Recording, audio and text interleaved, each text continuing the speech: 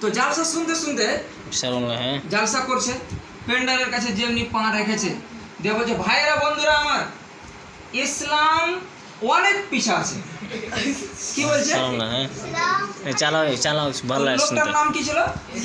ইসলাম। জালসার প্যান্ডেলে যেমনি এসছে, মৌলভী সাহেব বক্তব্য দিতে দিয়ে বলছে, ভাইয়েরা আমার বন্ধুরা আমার, ইসলাম অনেক পিছা আছে। তখন ইসলাম কই সালা আমাকে কইছে নাকি ভাই, ওর নাম তো ইসলাম। তখন ও সবকে ফাইড়া ফুড়ে চলে গেছে মধ্যখানে যে মৌলভী সাহেব বক্তব্য দিতে মধ্যখানে আবার বলছে কি, ভাইরা বন্ধুরা আমার, ইসলাম এখনো পিছা আছে। তখন ও আরো ফাইড়া ফুড়ে কোনে চলে গেছে স্টেজের আগা দিকে দিয়া। তখন মৌলভী সাহেব লাস্টের দিকে বক্তব্য শেষ করার সময় বলছে, ভাইরা বন্ধুরা আমার, ইসলাম এখনো পিছা আছে।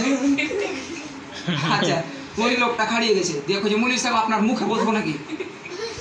হ্যাঁ কি বলছে মৌলভী সাহেব? আপনার মুখের বড় বলছে। ও मौलवी साहब साला ये क्या हुआ? ये क्या हुआ? मुझे की है भाई तुम्हार? मुझे हमार नामटा इस्लाम तो हमारे की जाने खेदे चलो, हमार की चिंते पे रहे तुम्हें যে তুমি কইছো পিছা আছে কত দূর আর আগো?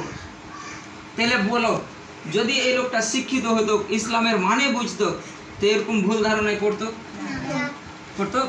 তাহলে তোমরা কি এরকম বলতে চাইছো? ইসলামের মতন বলতে চাইছো?